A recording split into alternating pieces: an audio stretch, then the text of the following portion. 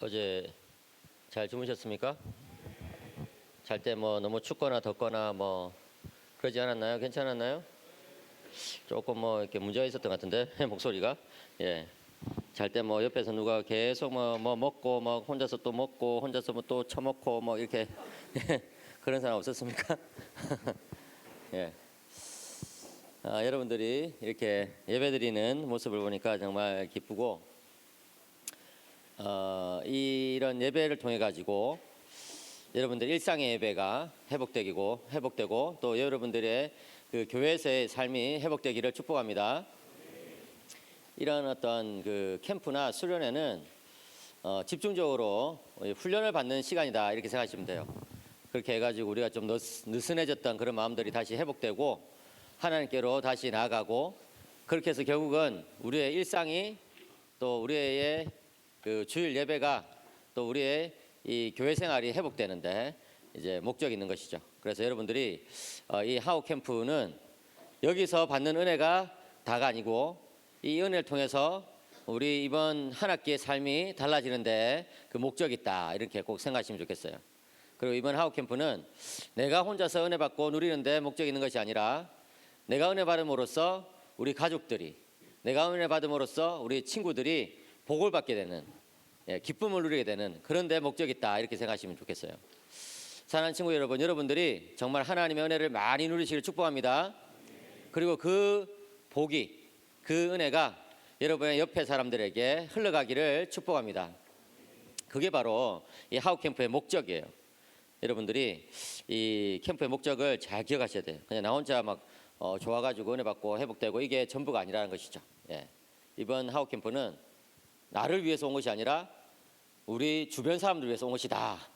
우리 가족들을 위해서 또 우리 친구들을 위해서 내 이웃들을 위해서 내가 온 것이다 이렇게 생각하시면 더 좋을 것 같아요.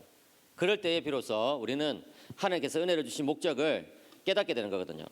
은혜는요 절대로 그냥 나를 위해서만 주어지는 법은 없는 거예요. 은혜는 항상 내가 먼저 그것을 누리고 회복된 다음에는 반드시 다른 사람들에게 그 은혜를 나누고 사명의 자리로 나아갈 수 있도록 하기 위해서 그 은혜를 주신 것이죠. 하나님의 은혜는 반드시 목적이 있어요. 하나님 목적 없이 은혜를 주시지 않거든요.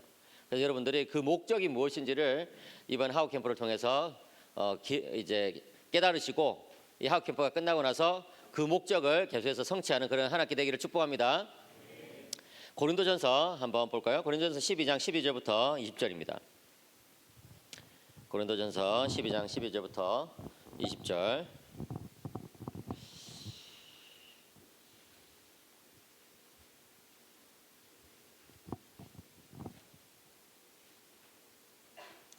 제가 한 절 여러분은 한 절 마지막 20절은 같이 읽겠습니다. 몸은 하나인데 많은 지체가 있고 몸의 지체가 많으나 한 몸인과 같이 그리스도도 그러하니라. 자유인이나 다 한 성령으로 세례를 받아 한 몸이 되었고 또 다 한 성령을 마시게 하셨느니라. 몸은 한 지체뿐만 아니요 여럿이니 만일 발이 이르되 나는 손이 아니니 몸에 붙지 아니하였다 할지라도 이로써 몸에 붙지 아니한 것이 아니요 또 귀가 이르되 나는 눈이 아니니 몸에 붙지 아니하였다 할지라도 이로써 몸에 붙지 아니한 것이 아니니 만일 온 몸이 눈이면 듣는 곳은 어디며 온 몸이 듣는 곳이면 냄새 맡는 곳은 어디냐. 그러나 이제 하나님이 그 원하시는 대로 지체를 각각 몸에 두셨으니 만일 다 한 지체뿐이면 몸은 어디냐. 이제 같이 시작. 이제 지체는 많으나 몸은 하나라. 20절 다시 한번 읽겠습니다. 시작. 이제 지체는 많으나 몸은 하나라. 그래요. 이제 지체는 많으나 몸은 하나라. 이 5글자가 이 고린도전서의 핵심 메시지예요. 이제 지체는 많으나 몸은 하나라. 이제 지체는 많으나 몸은 하나라. 너무 짧지만 굉장히 강력한 말씀이에요. 이제 지체는 많으나 몸은 하나라. 여러분들이 이 5글자를 이 아침에 꼭 마음에 새기기를 축복합니다. 여러분들이 이렇게 하우 캠프에 나와가지고 말씀 듣고 찬양 부르고 또 이제 기도하고 나눔하니까 참 좋으시죠? 그죠? 그 좋은 느낌이 계속해서 가는 것이 계속해서 지속되는 것이 그리스도인들의 기본 감정이에요. 그리스도인의 기본 감정은 정말 막 뛸 듯이 기쁘거나 아니면 잔잔히 기쁘거나 둘 중에 하나라고요. 예, 그리스도의 기본 감정은 막 슬프고 괴롭고 이런 것이 아니라 뛸 듯이 기쁘거나 예, 잔잔히 기쁘거나. 제가 유학 갔을 때 그 인도네시아에서 온 친구하고 같이 살았거든요. 그래서 제가 물어봤죠. 인도네시아 날씨가 어떠냐 했더니 그러더라고요. 덥거나 엄청 덥거나 둘 중에 하나다. 인도네시아는 덥거나 엄청 덥거나 둘 중에 하나다. 예, 우리 그리스도인들의 그 감정은 잔잔한 기쁨이 깔려 있거나 정말 은혜를 받아주고 막 뛸 듯이 기쁘거나 둘 중에 하나다. 예, 제가 대구에서 어떤 권사님을 만났는데 그 권사님이 나이가 좀 많이 드셔가지고 예수를 믿게 된 거예요. 그런데 이제 그 권사님이 대구에 가면은 굉장히 사람들이 많은 동성로라는 곳이 있거든요. 대구에서 오신 친구들이 있는지 모르겠는데 한번 손 들어서 대구에서 나는 대구에 좀 살아봤다든지 아니면 대구에서 봤다든지 아무도 없습니까? 예, 조금 있네요. 한두 명 정도? 예, 동성로라는 곳이 있다고요. 이게 번화가가. 근데 그분이 나이가 좀 지긋하게 이제 들어가지고 예수 믿었는데 거기서 동성로에서 고함을 질렀다는 거예요.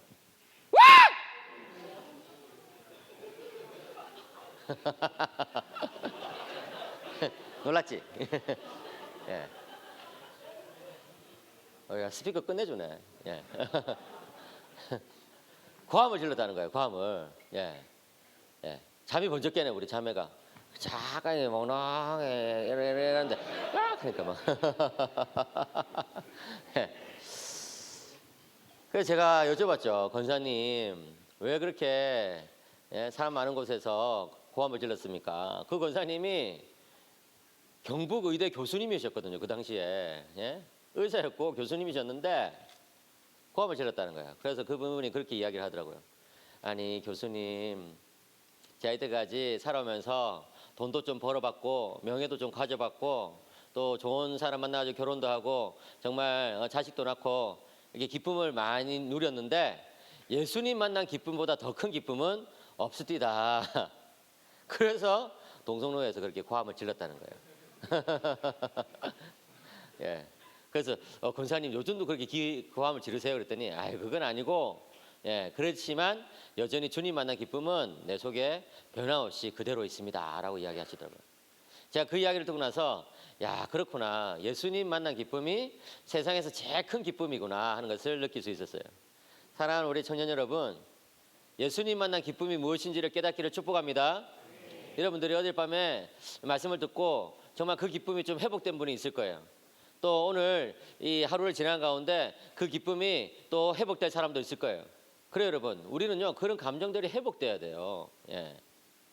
C.S. 루이스라는 이 영국의 유명한 문필가는 우리 그리스도인들은 생각하고 말하는 것도 중요하지만 생각하고 생각하는 것은 더 중요하다 이런 말을 남겼어요. 여러분 생각하고 생각하는 것이 무엇일까요? 우리 생각의 방향을 결정해야 된다는 거예요. 우리의 어떤 감정이 흘러가는 방향을 결정해야 된다는 거예요. 어떻게? 성령의 능력으로 통제하고 결정해야 된다는 거예요. 여러분들이 가만히 있으면 그죠? 이 생각이 안 좋은 쪽으로 흘러갈 거예요. 걱정, 불안, 염려. 여러분 우리나라에 우울증 환자가 100만 명이 넘었었어요. 국민 52명당 1명꼴로 우울증 약을 먹고 있다는 거예요. 아마 여러분들 중에서도 그런 약을 먹고 있거나 먹었던 사람들도 분명히 있을 거예요. 물론 여러분 그런 약을 먹은 것이 뭐 잘못된 건 아니라고 저는 생각해요. 그렇지만 꼭 기억해야 될 것은 하나님은 우리가 그렇게 우울한 감정에 이렇게 먹먹하게 잠겨서 살아가기를 원치 않으신다는 거예요. 하나님은 정말 우리가 예수님 만난 기쁨 때문에 성령님께서 주시는 그 능력 때문에 찬찬한 기쁨 가운데 또 터질 듯한 그런 기쁨 가운데 살아가기를 원하신다는 거예요. 사랑하는 여러분, 생각하고 생각하는 분들이 되시길 바랍니다. 생각으로 여러분들의 감정을 다스리는 분들이 되시길 축복합니다. 여러분들이 정말 이 감정의 문제를 잘 다스려야 돼요. 그러지 않으면 문제가 생겨요. 폭발해. 그리고 뭐 자기 삶을 어떻게 막 망치버릴 수도 있고 굉장히 안 좋은 어떤 효과들이 생길 수 있다는 것이죠. 여러분들이 정말 이 성령의 능력으로 나의 감정을 통제하게 하여 주시옵소서. 나의 이 우울감 사라지게 하여 주시옵소서. 나의 이 불안감 사라지게 하여 주시옵소서. 기도하셔야 돼요. 성령님은 역사하시거든요. 여러분은 예수님이 왜 승천하셨을까 한번 생각해 본 적 있습니까? 저는 예수님께서 행하신 그 모든 일들을 한번 쭉 묵상해 본 적이 있거든요. 예. 특별히 제가 마가복음을 사랑하기 때문에 마가복음 1장부터 이렇게 쭉 묵상하면서 정말 예수님이 이 땅에 오신 것은 우리의 인간의 어떤 연약함을 치료하시기 위해서 오셨구나. 예수님이 그 가난한 어린 시절을 보내신 것은 우리의 어떤 가난한 처지를 이해하시기 위해서 그랬구나.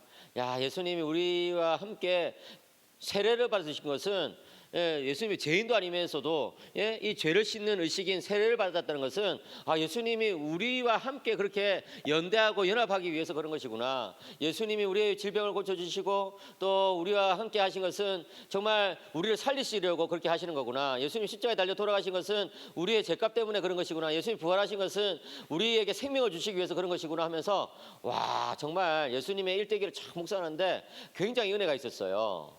그런데 갑자기 예수님이 승천해 버리셨어. 여러분, 예수님이 승천하지 않고 이 땅에 계시면 얼마나 좋겠어요, 그죠? 하우 캠프 주강사 예수 그리스도 이러면은 와, 진짜 막 짱이지 그냥. 여기 뭐 저 같은 불쌍하고 부족한 저 같은 사람이 아니라 막 예수님이 직접 여기 오셔가지고 얘들아 하나님의 말씀은 이런 것이란다 이러면은 와, 진짜 엄청나죠. 예수님이 직접 막 찬양인도 해주시고 막 기타 치고 예수님께서 막 드럼 치시면서 막 그냥 하고 막 예수님 못하는 거 없을 거 아니야. 하나님 아들이시니까. 예수님이 신디 막 넣고 막 진짜 이러면 그냥 그냥 눈물이 바로 팍 쏟아지고 그냥 예수님 기도에 인도하시면 그냥 우리 붕붕 떠가지고 기도하고 그냥 진짜 장난 아닐 것 같은데 그죠? 예수님이 진짜 기도에 인도하시면 얼마나 좋겠어. 그냥 성령님이 그냥 우리 마음속에 그냥 방문하셔가지고 그냥 우리 뒤집어 놓을 거 아니야. 뭐 그냥 막 머리에서 불이 나고 막 가슴에서 불타오르고 그냥 진짜. 그런데 왜 예수님은 승천하셔가지고 안 계시냐? 예수님 이 땅에 그 육체로 우리와 함께 계시면 좋을 텐데. 그런데 제가 그 마가복음을 묵상하고 나서 사도행전을 묵상하다가 그 비밀을 깨달았어요. 사도행전 보시면 예수님께서 승천하신 다음에 교회가 모였잖아요. 그래가지고 성령 충만을 받았잖아요. 그래서 어떻게 해요? 예수님의 일을 제자들이 감당한다는 거예요. 예수님의 그 일을 교회가 그냥 한다는 거예요. 예수님께서 이 땅 가운데 계실 때 그렇게 말씀하신 적이 있죠. 나를 믿는 자들은 내가 한 일을 할 것이고 나보다 더 큰 일을 하게 될 것이다. 여러분, 예수님보다 더 큰 일이 뭘까요? 그것은 어떤 질적인 측면에서 예수님보다 더 큰 일을 말하는 게 아니에요. 양적인 측면에서 말하는 거예요. 그래요, 여러분. 예수님은요 그냥 이 팔레스타인에서 저 유대 땅에서 저 갈릴리에서 저 예루살렘에서 복음을 전했다고요. 하나님 나라의 운동을 하셨다고요. 그런데 이제 예수님께서 승천하신 다음에 성령을 보내셨고 성령을 받은 그 모든 그리스도인들이 이제 예수님의 손과 발이 되어가지고 예수님이 가지 않았던 지역까지 가게 되고 예수님이 만나지 않았던 사람들까지 만나서 복음을 전하고 하나님 나라 운동을 하게 되는 거예요. 그래요, 여러분. 예수님이 승천하신 목적은 우리가 예수가 되도록 하기 위함이다 하는 거예요. 충격이죠. 종교학자 마르틴 루터는요 이런 말을 한 게 있어요. 우리가 예수님께 속해 있을 뿐만 아니라 우리들이 그리스도들이다. 와, 우리가 그리스도래. 여기 우리 형제님 그리스도입니다. 그리스도 형제님. 우리 자매님도 그리스도 형님이고. 우리 모두가 다 그리스도들이래요. 왜 마틴 루터가 그렇게 엄청나게 센 발언을 했을까요? 이제 우리가 예수님의 일을 이어가야 되기 때문에 그런 거예요. 이제 우리가 예수님의 손과 발이 되어야 되기 때문에 그런 거예요. 이제 우리가 예수님의 얼굴이 되어야 되기 때문이고 이제 우리가 예수님처럼 살아야 되기 때문에 그런 거예요. 그래요, 여러분. 여러분들은 하우 캠프에 왜 오셨느냐? 예수가 되기 위해서 온 거예요. 예수님처럼 살기 위해서 온 거예요. 이제 이번 학기는 2024년 1학기는 이제 나는 예수님으로 살아간다. 이제 한 사람의 예수로 살아가겠다. 이런 어떤 느낌이 있어야지. 와, C.S. 루이스도 마찬가지로 그런 이야기했죠. 우리 각자는 한 사람의 작은 예수들이다. 그런데 마틴 루터는요 C.S. 루이스보다 더 크게 더 강하게 이야기해버렸어. 네가 그리스도다 그냥. 초대교회 신자들이 그 사실을 알았다고요. 예수의 영을 받고 나니까 그리스도의 영을 받고 나니까 성령을 받고 나니까 자기가 그리스도가 돼버려 그냥. 그래서 그리스도의 영이 그 안에서 계속 움직이니까 그리스도께서 하셨으면 하는 그 일을 그냥 내가 하게 돼버려. 그리스도가 그냥 어디를 보내든지 그 길을 가버려 그냥. 그리스도가 시키는 일이라면 언제든지 하는 거예요. 이게 뭐예요? 이게 예수님처럼 사는 것이죠. 예수님은 바로 그런 전략을 가지고 승천하신 거예요. 내가 이 땅에 혼자 있으면 너희들이 나를 얼마나 부려먹겠냐. 네가 설교할 수 있는데 또 나보고 불러가지고 설교시키고, 네가 찬양인도 할 수 있는데 또 나보고 불러가지고 찬양인도 시키고, 네가 드럼 칠 수 있는데 또 나보고 드럼 치라고 그러고, 내가 육체로 여기 있으면 너희들이 나를 얼마나 부려먹겠냐. 그래서 나는 승천하고 네가 내 자리를, 너희들이 나의 자리를 대신해야 된다. 이게 예수님의 전략이라고요. 사랑하는 청년 여러분, 정말 여러분들이 예수님의 자리를, 예수님의 그 일들을, 예수님의 그 사역들을 감당하는 분들이 되시길 축복합니다. 그러기 위해서 여러분들을 그리스도인으로 세우신 거라고요. 그리스도인은 누구냐? 그리스도를 따르는 사람이기도 하지만 그리스도처럼 행하는 사람이다. 나는 이제부터 그리스도로 살아야 되겠다. 그래야지 여러분 세상 사람들이 감동을 받는 거예요. 세상 사람들은 그리스도를 보여달라고 그러거든요. 그리스도 좀 보여줘. 하나님을 좀 보여줘. 하나님 보여주면 내가 믿을게. 왜 사람들이 그렇게 이야기할까요? 하나님이 안 보이니까. 교회 나와도 하나님이 안 보이니까 너무 답답해가지고 하나님 보여달라는 거예요. 근데 여러분 초대교회 성도들은 하나님 보여줘 버렸거든. 그리스도를 보여줘 버렸거든. 그러니까 사람들이 교회 나오면 다 그리스도인 되는 거예요. 그냥 나도 저렇게 살고 싶다. 나도 저렇게 살고 싶다. 사랑하는 여러분, 여러분들이 진짜 그리스도처럼 살면요, 주변의 사람들이 나도 저 사람처럼 살고 싶다 이런 생각이 든다고요. 제가 예전에 서울에 사역할 때 대학부를 맡아가지고 3년 반을 가르쳤는데 어떤 자매가 자기 발로 그냥 교회를 나온 거예요. 어떻게 해서 교회 오셨습니까 했더니 저희 피아노 가회 선생님 때문에 왔습니다는 거예요. 그래서 피아노 가회 선생님이 예수님을 전했습니까? 뭐 교회 나가라고 했습니까? 그랬더니 아니라는 거예요.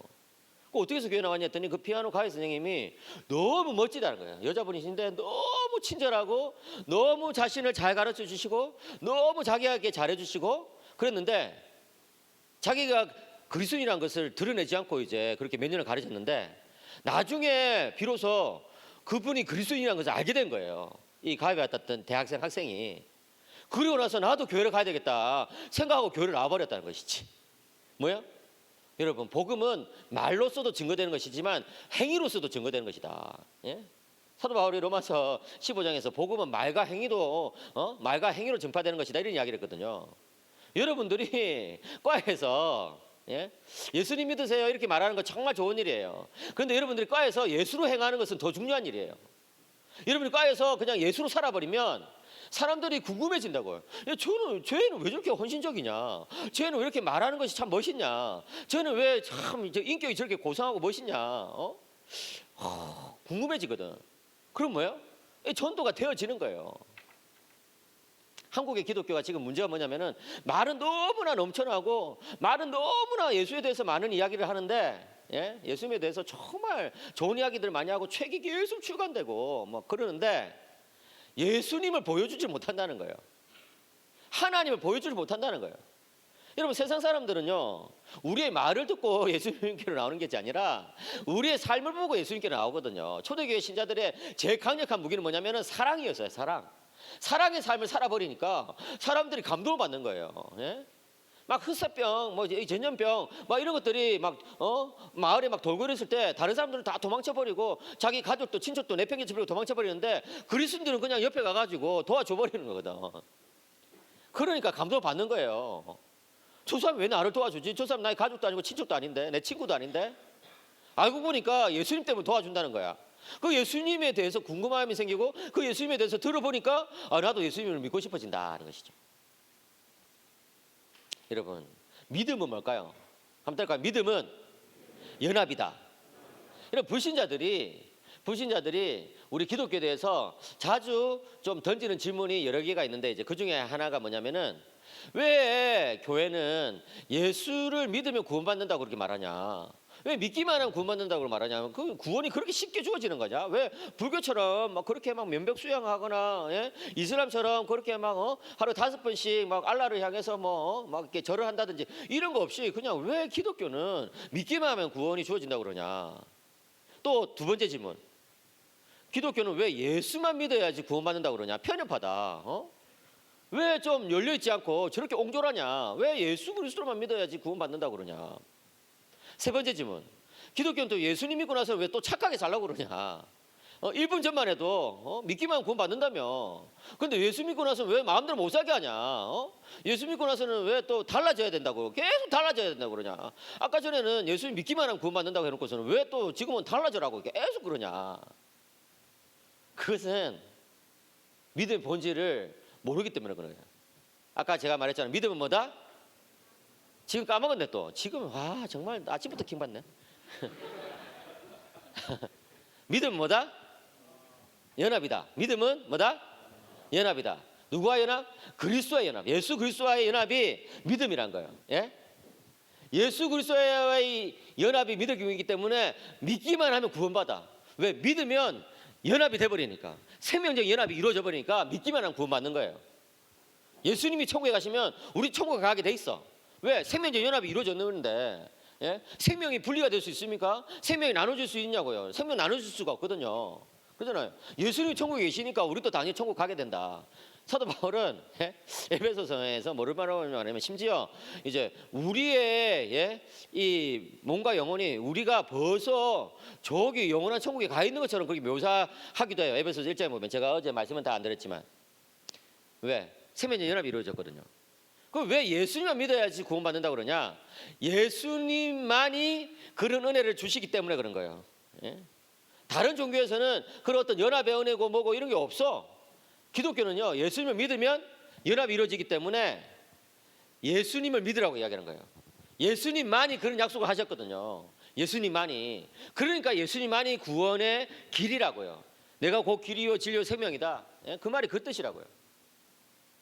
또 왜 예수님 믿고 나서 착하게 살라고 그러냐? 달라져야 된다. 변화돼야 된다. 왜? 예수님하고 연합돼 버렸는데 안 달라질 수가 있어요?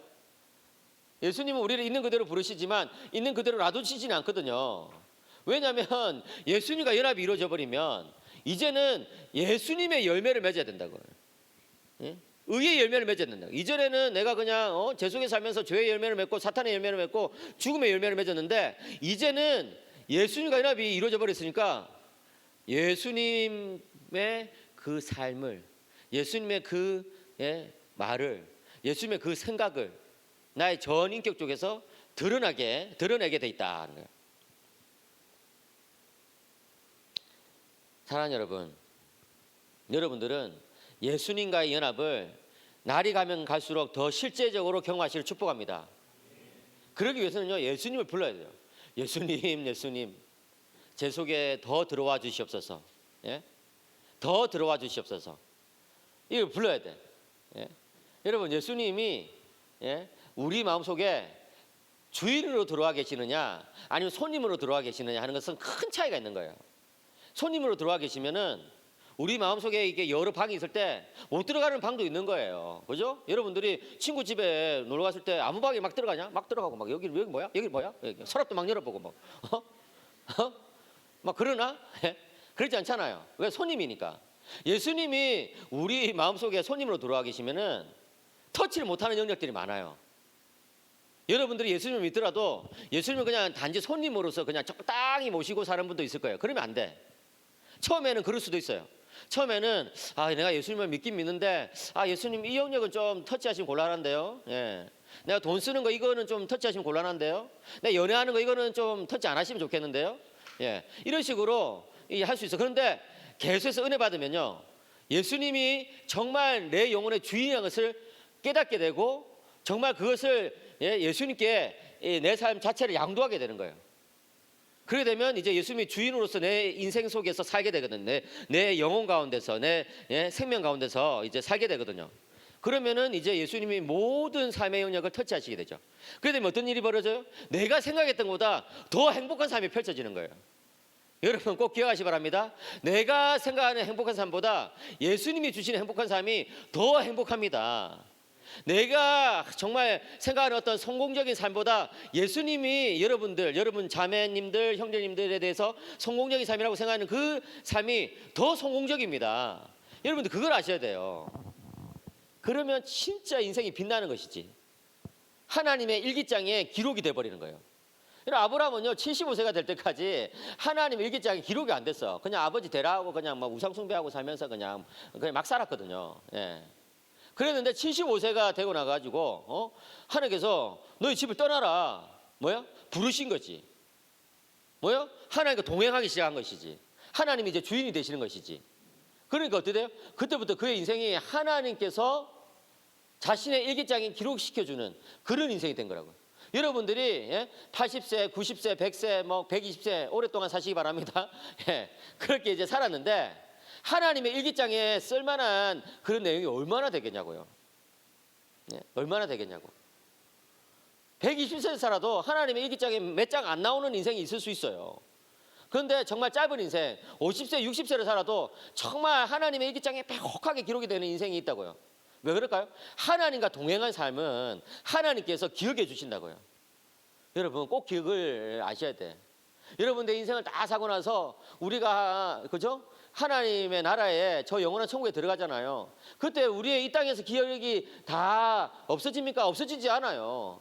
새로워질 뿐이지. 근데 그때 남는 기록들은 어떤 걸까요? 내가 죄 지은 기억이나 이런 것들을 하나님께서 감사하게도 다 지워주실 거예요. 저 영원한 천국에서 내가 죄 지은 기억을 계속 묵상하고 살면 그건 지옥이잖아요. 천국이 아니고. 그런 것들 다 지워져. 내가 실수하고 죄 지은 것들은 정말 하나님께서 다 지워줄 거예요. 그것을 신학적으로는 영화라고 그래요. 영화. 그죠? 거룩한, 영화롭게 해주시는. 근데 이제 내가 이 땅에서 하나님과 동행했던 기억들, 내가 이 땅에서 하나님을 붙잡았던 기억들, 내가 이 땅에서 하나님을 바라봤던 기억들은 이 영원토록 이렇게 남겨주신다고요. 왜요? 그것은 하나님께 영광이 되는 시간들이기 때문에. 여러분, 한번 생각해 보세요. 얼마나 기억될 수 있을지. 어떤 잘 나가는 사람이 있었는데 당신의 인생에서 정말 행복했던 순간이 얼마나 됩니까? 라고 물었더니 14일이었다. 14일. 그렇게 돈을 많이 벌고 인기가 좋고 성공하고 사람들이 부러워하고 이랬는데 물어보면 14일밖에 안 된다는 거예요. 여러분 세상이 주는 그 기쁨이라는 것은 굉장히 제한적인 거예요. 그런데 여러분 하나님과 동행하는 하루하루는요. 그 자체가 충만함이에요. 여러분들이 그걸 아셔야 돼. 한번 생각해보세요. 여러분들이 나중에 50세, 60세가 돼가지고 할아버지가 되고 할머니가 됐을 때 할아버지 인생에서 기억이 나는 날들이 며칠이에요? 그랬을 때 7일? 이러면 손주들이 감동받겠어요?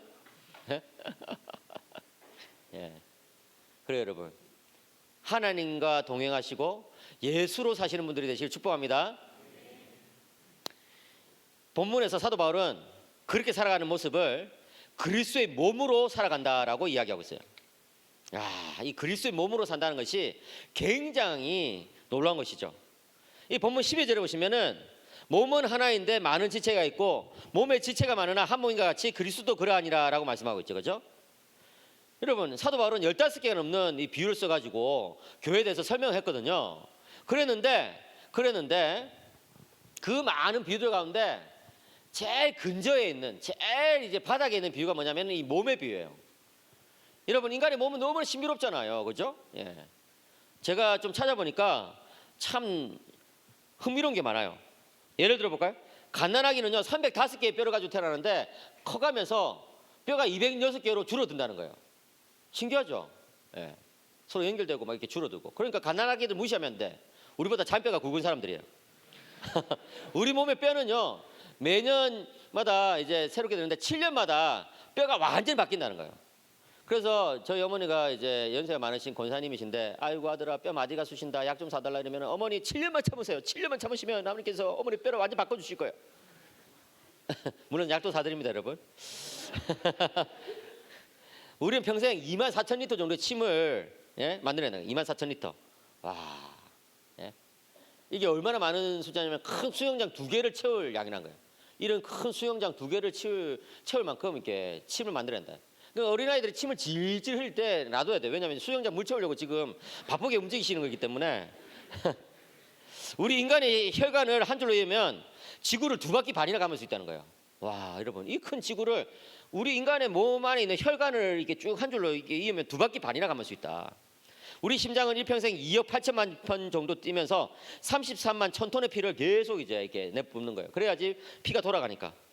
우리 코는요 5만 가지의 냄새를 기억할 수 있다는 거. 5만 가지 냄새. 와. 그다음에 이제 콧구멍도 교대로 일한다는 거예요. 한 3-4시간 단위로 교대로 이쪽 일하면 이쪽 쉬고 이쪽 일하면 이쪽 쉬고. 진짜 웃기죠. 이게 여기 콧구멍이 진짜 교활해 진짜. 인간의 뇌는요 1,000억 개의 신경세포와 100조 개의 신경세포 연결부를 가지고 있는 거예요. 예. 그러니까 와 이게 정말 엄청난 거예요. 여러분들이 좀 두려움이 있을 수 있잖아요. 아 진짜 뭐 챗GPT 이런 게 나오고 막 AI가 이렇게 나오면은 나중에 우리들은 직업을 못 가질 거 아닌가? 우리 청년들은 직업을 어떻게 가지지? 이게 고민이 될 수 있어요. 저도 걱정이 돼가지고 한번 이제 학생들한테 물어봤거든요. 여러분 AI 교수가 나오면 제 강의 수강하겠어요? 그 AI 교수 강의 수강하겠어요? 했더니 AI요 이러더라고. 그래가지고 진짜 이번 학기 다 예쁘다 진짜.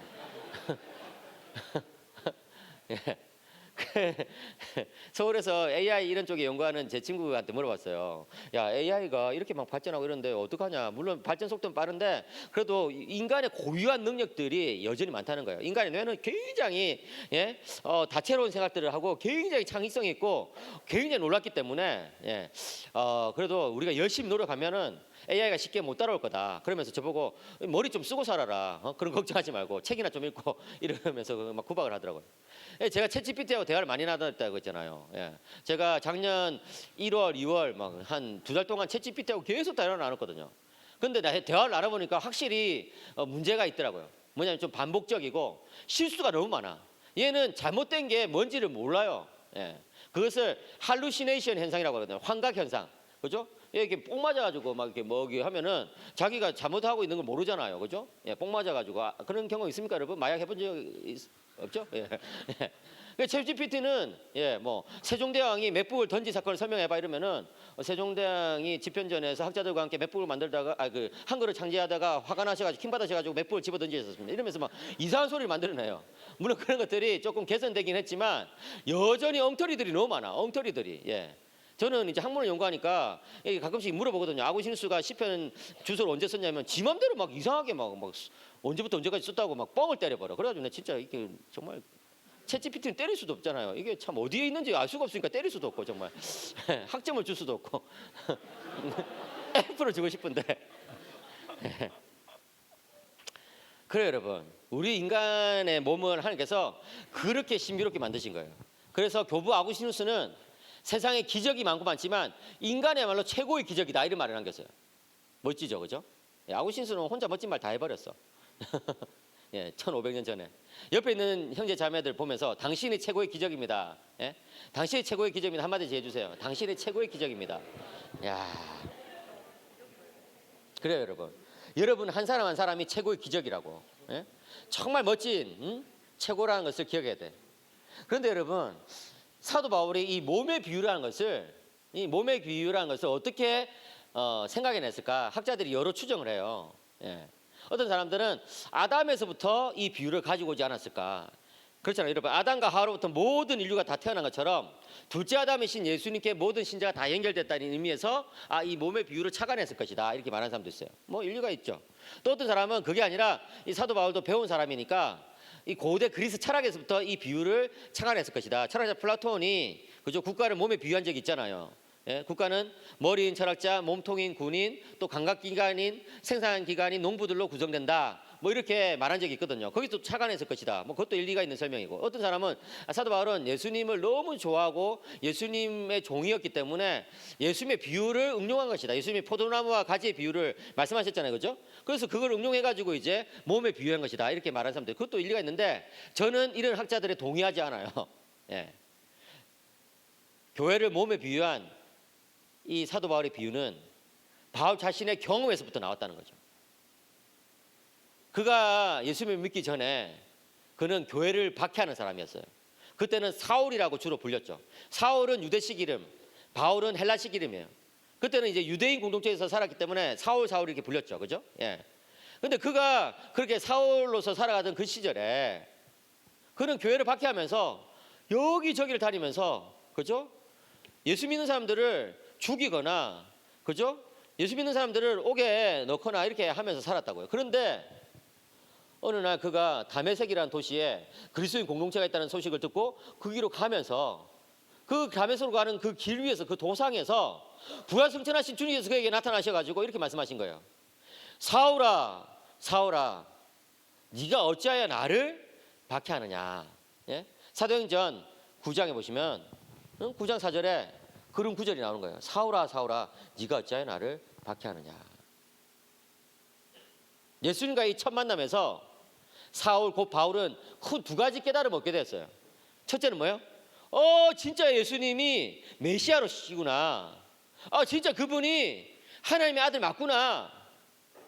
예? 이 바울은요, 예수님이 하나님의 아들이라는 소문이 막 돌고 있을 때 한번 지켜보자 이렇게 생각했다고요. 그런데 이 예수님이 십자가에 달려 죽었네. 그러면은 메시아일 리가 없다고 생각하고 이 예수를 따르는 사람들을 박해하기 시작한 거예요. 그 당시에도 여러분 바울 당시에 자칭 메시아라고 하는 사람들이 10명에서 20명 막 돌아다니고 있었거든요. 예? 주전 100년부터 주 100년까지 자칭 메시아라고 자칭 하나님의 아들이라고 말하는 사람이 그렇게 많았다고요. 그래서 이 바울도 진짜 저 나사렛 예수가 메시아 맞느냐 이게 지켜보자 했는데 십자가에 죽었으니까 메시아가 아니구나 하고 생각했는데 어떻게 해요? 부활 승천하신 주님과 직접 대면하고 보니까 이분이 메시아 맞다는 것을 깨닫게 된 거예요. 이분이 하나님이시구나. 유대교의 일신론에서 기독교의 삼일체론으로 생각의 전환이 이루어져 버린 거예요. 그런데 그와 함께 두 번째 큰 깨달음을 얻게 됐는데 뭐냐면은 교회는 그리스도의 몸이라는 거예요. 교회는 정말 그리스도와 일심동체라는 거예요. 지금 바울은 교회를 박해하기 위해서 막 돌아다니고 있는데 예수님이 뭐라고 말씀하시나요? 사울아 사울아 네가 어찌 나를 박해하냐. 나를. 예수님은 교회와 자신을 동일시한다고요. 이럼 왜 예수님이 교회와 자신을 동일시하실까요? 자신의 생명을 주셔가지고 교회를 사셨기 때문에 그런 거예요. 자신의 생명을 다 바쳐가지고 교회를 구원하셨기 때문에 너는 곧 나고 나는 곧 너다. 와, 교회와 자신을 동일시하시는 것이죠. 이게 너무나 사도 바울에게는 충격적이었던 거예요. 그래서 그때부터 바울은 교회는 그리스도의 몸이라는 이 가르침을 늘 기억하기를 원했어요. 교회를 바라볼 때마다 교회는 그리스도의 몸이다. 내가 바라보는 이 지체가 그리스도의 몸의 지체다. 내가 바라보는 이 형제 자매들이 그리스도들이다. 이렇게 생각하기 시작한 거예요. 사랑하는 청년 여러분, 여러분들 교회를 어떻게 생각하십니까? 여러분들 교회를 어떻게 생각하시냐고요? 여러분들은 교회는 나의 몸이라는 이 주님의 음성을 들었습니까? 정말 여러분들 교회 생활하면서 이 교회의 한 사람 한 사람을 그리스도처럼 그렇게 여기고 있습니까? 교회를 잘 다니더라도 그냥 아무 생각 없이 교회를 다니는 사람들은요, 교회는 나의 몸이라는 이 주님의 음성을 들은 적이 없을 거예요. 그렇지만 여러분, 교회를 위해서 헌신한 적이 있는 사람들, 교회를 위해서 기도해 본 적이 있는 사람들, 교회를 향해서 정말 애간장이 끌어본 적이 있는 사람들은 교회는 나의 몸이라는 이 주님의 음성을 분명히 들었을 거예요. 저도 그랬거든요. 저도 20살 때 20살이 되기 전까지 부산에서 교회 생활하다가 이제 20살 때 서울로 가가지고 이제 대학생활 하면서 처음 교회를 다녔는데, 처음에는 가니까 뭐 좋은 것 같다가도 한 2, 3년 지나다 보면 그 교회 문제를 발견하게 되잖아요. 그 교회의 어떤 어려움을 발견하게 되잖아요. 그래가지고 이제 정말 이 교회도 참 문제가 많구나 이렇게 생각하고 있었는데, 한 번은 그 담당 목사님이, 청년의 담당 목사님이 저한테 그런 거예요. 12월 달에 병훈 형제는 이제 좀 있으면 신학교를 갈 거니까 내년에 조금 어려운 조를 맡아줬으면 좋겠습니다. 그런 거. 어려운 가족을. 그래서 알겠습니다 목사님, 뭐 제가 맡겠습니다 했더니 1월 첫 주에 이제 가족, 저희는 가족이라 불렀어요. 그 가족 이제 조 명단을 쭉 부르는데, 와 진짜 욕이 나올 뻔. 와 어떻게 목사가 진짜 양심이 있으면 어떻게 저럴 수가 있냐. 조편성 어떻게 저렇게 수 있냐. 우리 청년에서 제일 문제 많은 사람들을 우리 조에 다 묶어놓은 거예요. 제일 까칠한 형들, 그 다음에 또 이렇게 가끔씩 이렇게 주기적으로 잠수 타는 누나들, 연락 안 되고 막 잠수 타버린 누나들, 그 다음에 또 뭐 이렇게 뭐 굉장히 비판적인 그런 사람. 예. 그래도 또 이제 몸이 불편한 장애인 형도 한 명 있었고. 예. 우리 조에 진짜 제일 힘든 사람 다 넣어놨어요. 와, 그래가지고 이제 앞으로 1년을 지내야 되는데 어떡하나. 첫 조모임부터 완전히 아무 말 대잔치예요, 그냥. 야, 그냥 뭐 첫 조모임부터 막 우리 청년회는 뭐가 문제고 뭐 평소에 나에 대해서 가지고 있던 불만들에 대해서 뭐 첫 모임부터 뭐 진짜 뭐지? 이 조원들이 왜 이러지 진짜? 아무 말 대잔치네 정말. 그런데 이제 둘째 주도 그렇고 셋째 주도 그렇고 막 겨울 수련회를 갔는데 막 너무 힘들어. 예, 그 몸을 가누지 못하는 또 그 장애인 형이 있다고 했잖아요. 그러니까 날마다 제가 또 씻겨드려야 되거든요. 몸을 가누지 못하니까 늘 옆에서 이제 부축해드려야 되고, 샤워하면 제가 옆에서 다 씻겨드리고 이렇게 해야 되고. 물론 감사한 일이었지만 힘들더라고요. 그렇게 한 몇 주 이제 뭐 한 달, 두 달 지나고 나니까 못해 먹겠어. 나 진짜 이거 못하겠다 도대체. 그 목사님한테 가서 따졌죠. 목사님 도대체 이럴 수가 있습니까? 지금이라도 조편성을 좀 새로 해주시면 안 될까요? 예, 우리 조에 한 몇 명만 빼가지고 다른 조에 좀 보내주시면 안 될까요? 했더니 병훈 형제 기도하세요 이러더라고요. 기도하세요. 예, 알겠습니다. 알겠습니다. 기도할게요. 기도하죠. 그래가지고 이제 기도했죠. 여러분, 나의 사랑으로 교회를 섬기는 것은 한계에 부딪히게 돼 있어요. 그래서 제가 이제 기도를 했죠. 토요일마다 나와가지고 계속 기도했어요. 하나님, 정말 이 힘든 줄을 어떻게 합니까? 정말 이 까칠한 형이 계속 또 뭐라고 하고 또 뭐 한 누나 한 명 벌써 잠수 타버려서 연락도 안 되고 예. 진짜 이거 너무 힘든데 이거 어떻게 합니까? 토요일 나와가지고 기도하는데 어떨 때는 막 원망이 생겨요. 하나님 도대체 왜 나한테 이런 조를 주셔가지고.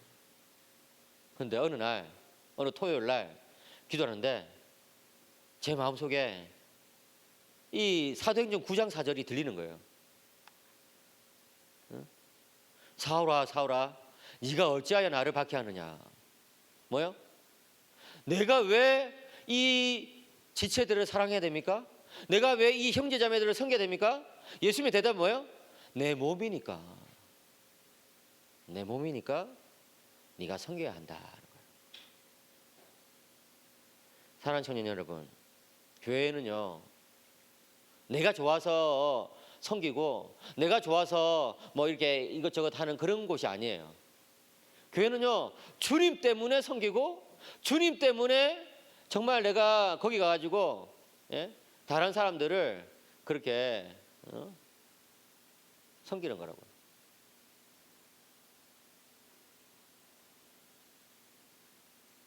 여러분들은 교회는 나의 몸이라는 이 주님의 음성을 들었습니까? 여러분들이 이 말씀을 들을 때에 내가 우리 교회에서 제쳐놓고 있는 사람들이 떠오르지 않으세요? 이 말씀을 들을 때에 내가 마음속으로 정죄하고 판단했던 사람들이 떠오르지 않으세요? 지금 뭐라고 말씀하십니까? 그 사람이 나의 몸이라는 거예요. 여러분 이 말씀을 들을 때에 우리 교회에 온 지 얼마 안 돼가지고 여전히 서먹서먹하게 혼자 앉아있는 그런 지체들이 떠오르지 않습니까? 예수님 뭐라고 말씀하세요? 그 사람이 나의 몸이라는 거예요. 그 사람에게 네가 어떻게 대하는지 하는 것이 나에게 대하는 것과 똑같다는 거예요. 여러분, 그래요 여러분. 마태복음 24장 보시면요 예수님께서 종말에 심판하는데 뭐로 심판하는 줄 아세요? 지극히 작은 자에게 어떻게 하는지 그거 따라서 심판하신다는 거예요. 네가 내가 헐벗을 때 옷을 갖다 주었고 굶주릴 때 먹을 것을 주었다. 목마를 때 마실 것을 주었다. 주님 제가 언제 그렇게 했습니까? 제가 언제? 저는 주님께 그렇게 한 적이 없는데요. 너희 공동체에서 제일 연약한 사람에게 한 그것이 곧 나에게 한 것이야. 사랑하는 여러분, 여러분들의 교회 형제 자매들에게 한 그것을 주님은 자신에게 한 것으로 그렇게 여기세요. 여러분들이 교회 형제 자매들에게 쌩까면 주님은 자신을 쌩깐 것으로 그렇게 여기세요. 여러분들이 교회 형제 자매들에 대해서 함부로 판단하고 정죄하면 주님은 여러분들이 예수님을 정죄하고 판단하는 것으로 여기세요. 한번 생각해 보세요. 반대로 여러분들이 정말 교회 공동체에서 누군가를 섬기면 주님은 자신이 섬김을 받았다고 생각하세요. 내가 섬김을 받았다.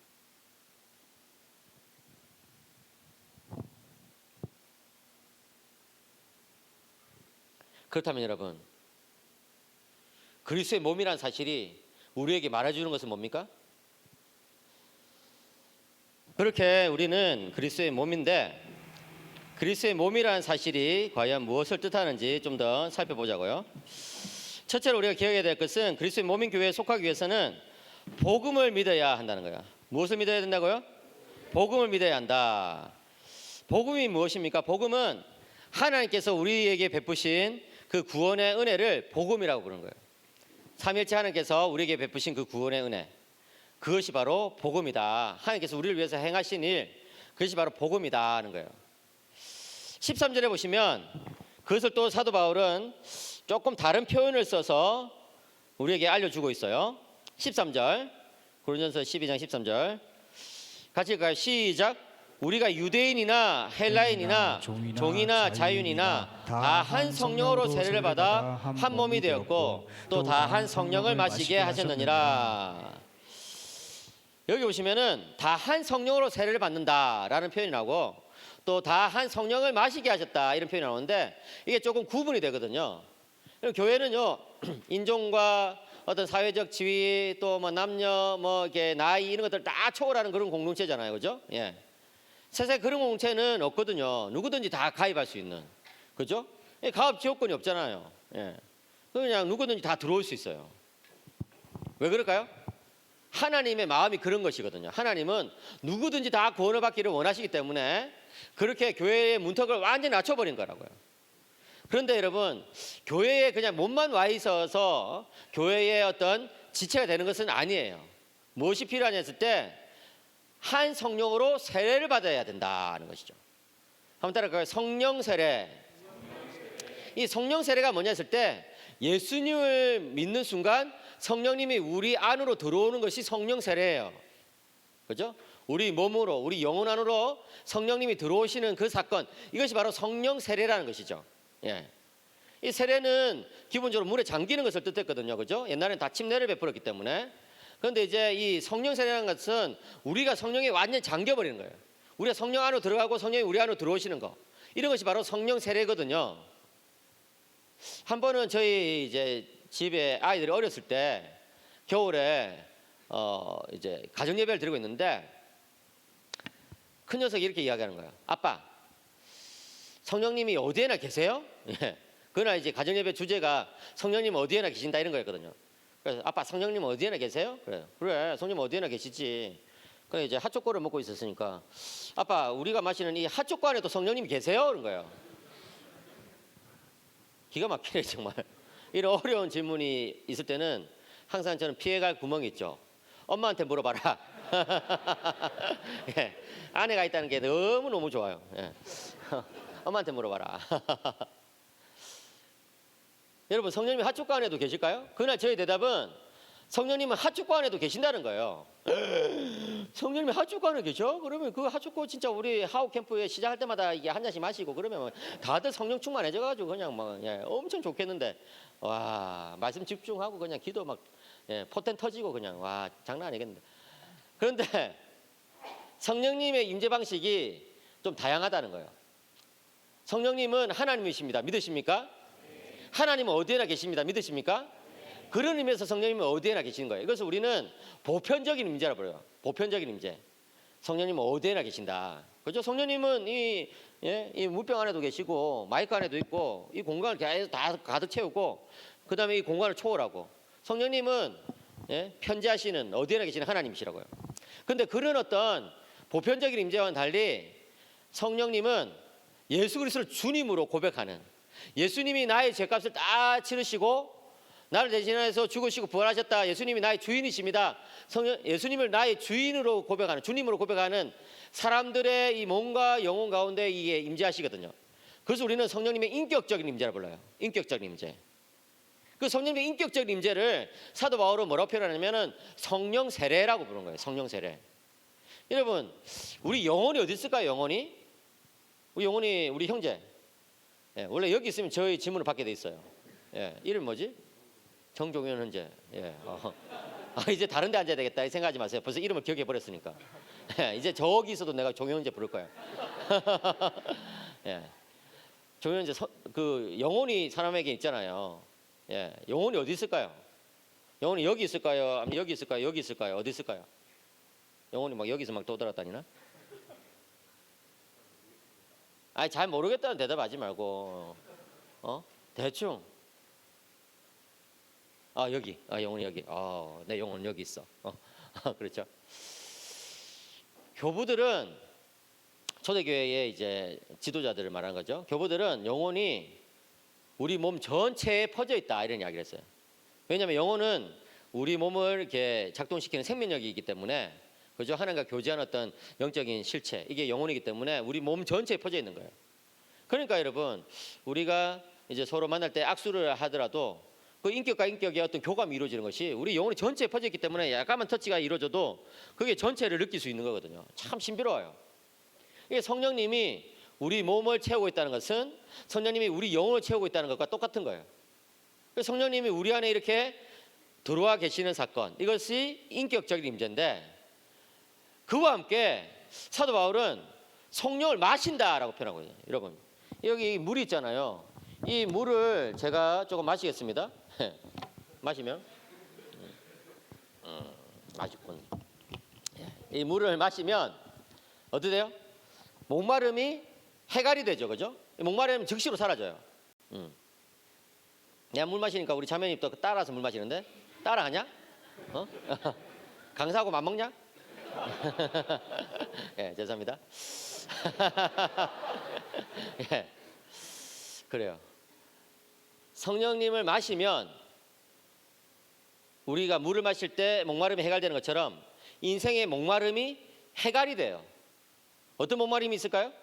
이 과거가 주는 괴로움이라는 게 있거든요. 우리가 인생을 살면서 어떤 실수한 거, 죄를 지은 거, 그죠? 내가 어떤 실패한 거, 이 과거를 생각하면 어떤 괴로운 것이 떠오르잖아요. 그 괴로움이 성령을 마시면 사라져 버려요. 물을 마시면 목마름이 사라진 것처럼 성령 마시면 그런 어떤 과거의 괴로움이 사라져 버려요. 또 성령이 우리 안에 임하시면 그렇게 성령 마시면 현재가 주는 어떤 외로움이란 게 있잖아요. 그죠? 여러분 지금은 정말 인터넷을 통해서 전 지구가 이렇게 연결돼 버렸는데 사람들은 외로움을 이전보다 더 많이 느낀다는 거예요. 그 외로움 때문에 죽는 사람들도 많다는 거예요. 저 외로움이 뭔지를 아는 남자거든요. 저는 유학했을 때 4년 반을 혼자 살았어요.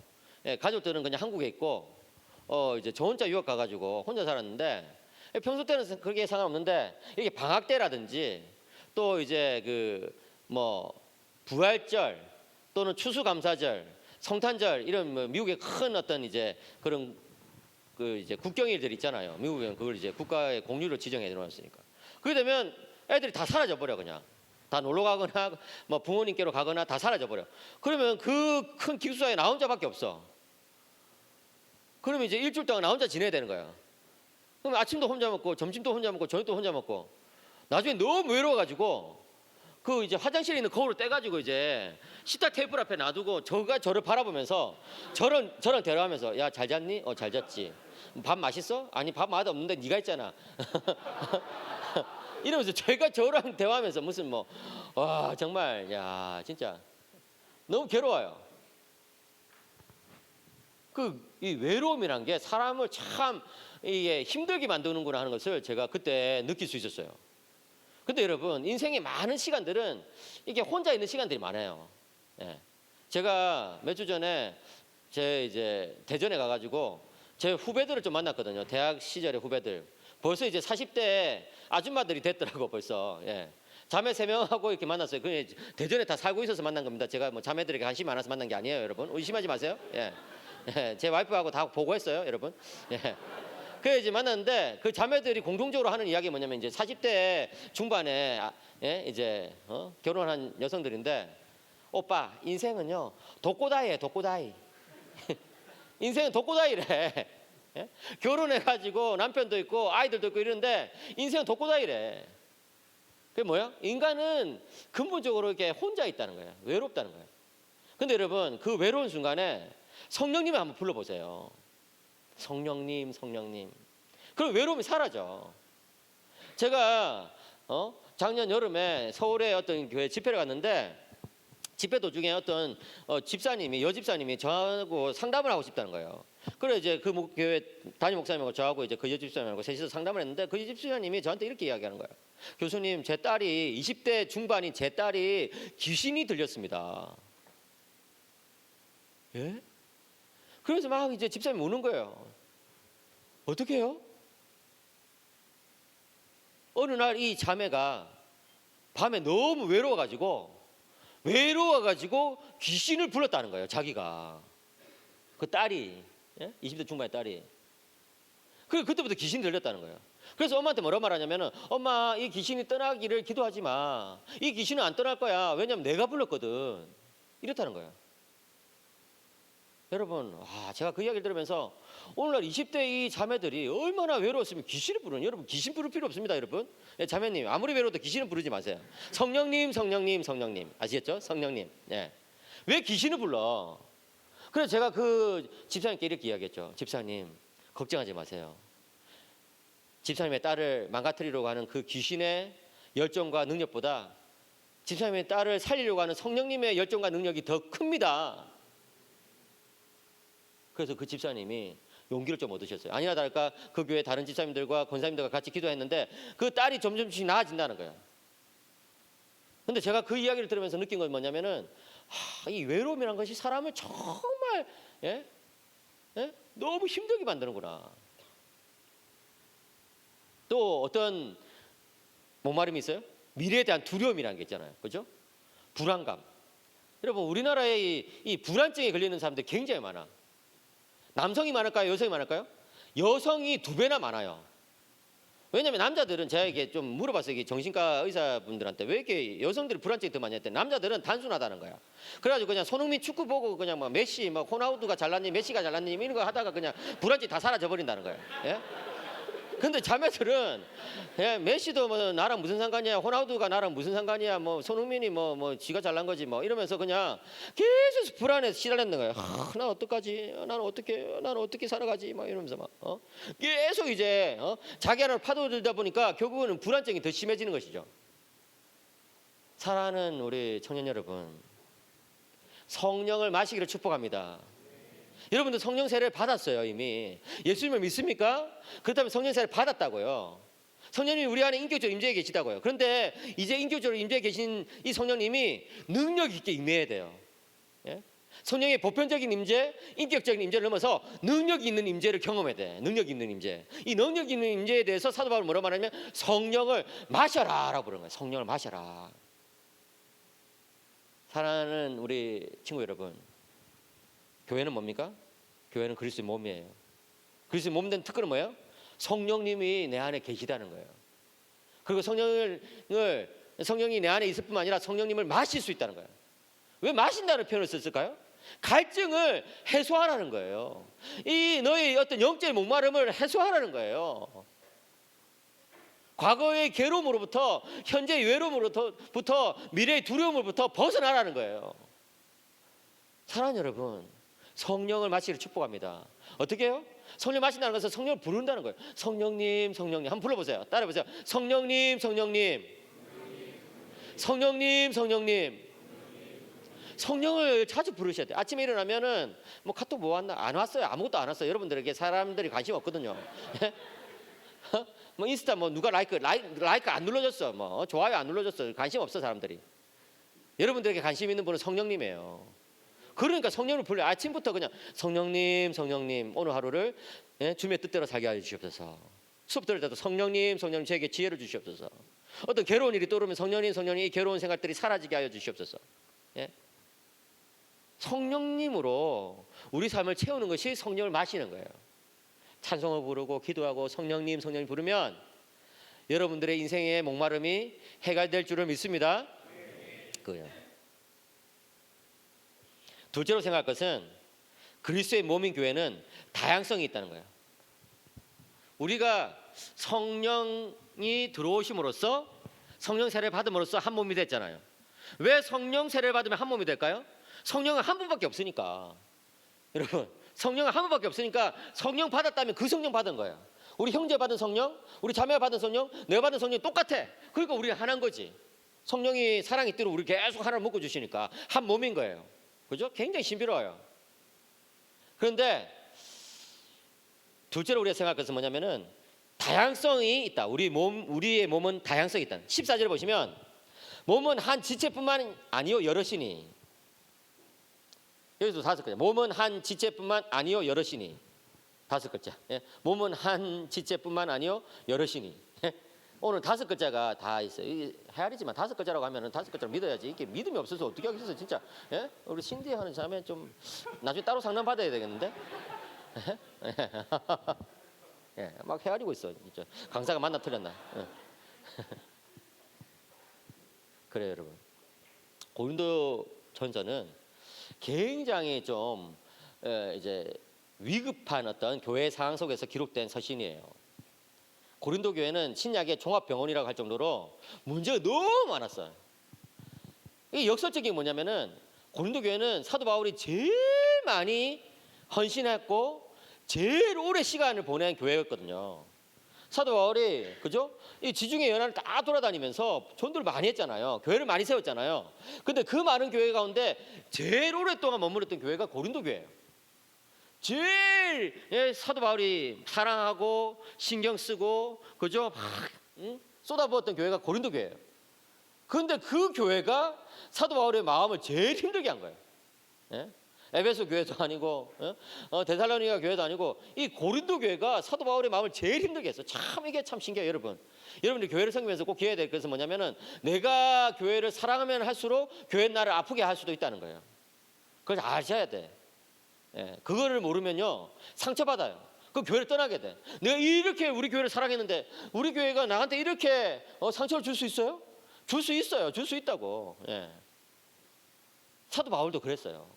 예수님도 그랬고. 하나님의 사람들은요 하나님의 공동체를 사랑하면서 상처를 받게 돼 있어요.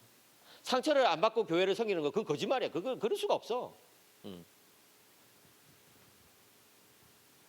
그런데 그 여러 문제들 가운데 교회에 막 분쟁, 막 음란, 그다음에 당파, 막 여러 문제들이 있는데 그 중에 굉장히 심각한 문제가 뭐냐면은 성도들이 자신의 은사를 가지고 자랑 안 하는 거야. 자신의 직분을 가지고 막 자랑하는 거야. 내가 장로거든? 집사들 그냥 찌그러져. 뭐 이런 식으로. 내가 이런 은사를 받았거든?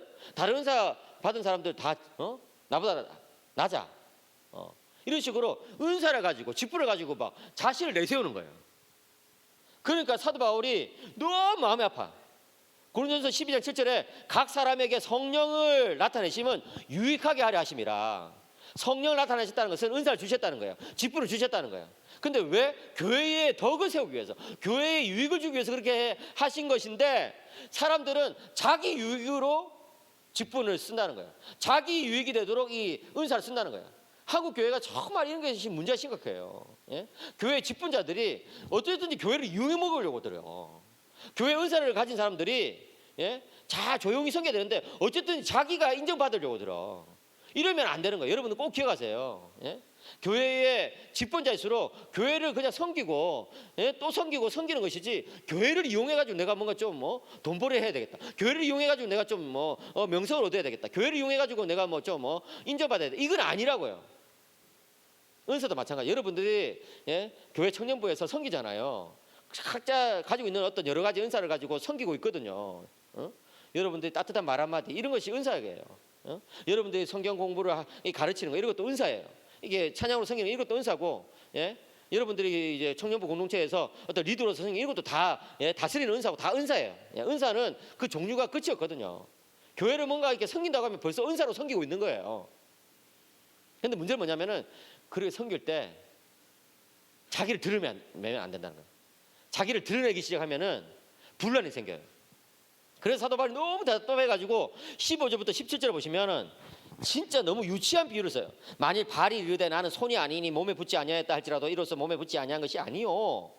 또 귀가 이르되 나는 눈이 아니니 몸에 붙지 아니하였다 할지라도 이로써 몸에 붙지 아니한 것이 아니니. 만일 온몸이 눈이면 듣는 것은 어디며 온몸이 듣는 것이면 냄새 맡는 것은 어디. 너무 유치하잖아요. 죄송합니다. 이게 사도 바울이 쓴 말을 성경책이 유치하다고 해가지고. 근데 진짜 이거는 누가든지 다 이해할 수 있는 너무 좀 쉬운 비유예요. 발이 난 손이 아니야. 그렇기 때문에 몸에 안 붙었어. 이러면 너 미쳤냐? 이렇게 나오겠죠. 귀가 이르되 나는 눈이 아니야. 난 몸에 안 붙었어. 너 붙었는데 왜 안 붙었다고 그러지? 그리고 온몸이 눈이면 여러분 온몸이 눈으로 된 형제, 그런 형제랑 사귀고 싶습니까 자매님? 온몸이 눈이다. 예? 또 온몸이 뭐예요 여기 그 냄새 맡는 온몸이 듣는 곳, 온몸이 귀로 이루어져 있다. 막 여기도 귀막와 귀인간, 온몸이 귀로 된 인간, 눈인간과 귀인간이 만나면 진짜 어떻게 되겠습니까? 멀뚱멀뚱 눈인간 바라보기만 하고 귀인간은 그냥 계속 듣기만 하고 뭐 이렇게 서로 대화가 안 이루어지겠죠. 눈인간과 귀인간. 여러분들 유치한 거 엄청 좋아하시네. 하우 캠프 이렇게 유치할 줄 몰랐네. 뭐 굉장히 고상한 이야기하면은 뭐 별로 웃지도 않고 이러는데 뭐 눈인간 뭐 이런 진짜 유치원생들도 진짜 다 이해하는 그런 비유. 사도 바울이 왜 그런 비유를 쓸까요? 여러분들이 너무 유치해졌다는 거예요. 여러분 교회 생활은요 유치하게 하면 안 돼. 어떤 사람이 유치한 사람이에요? 교만한 사람이 유치한 사람이에요. 어떤 사람이 유치한 사람이에요? 인정받으려고 하는 사람이 유치한 사람이에요.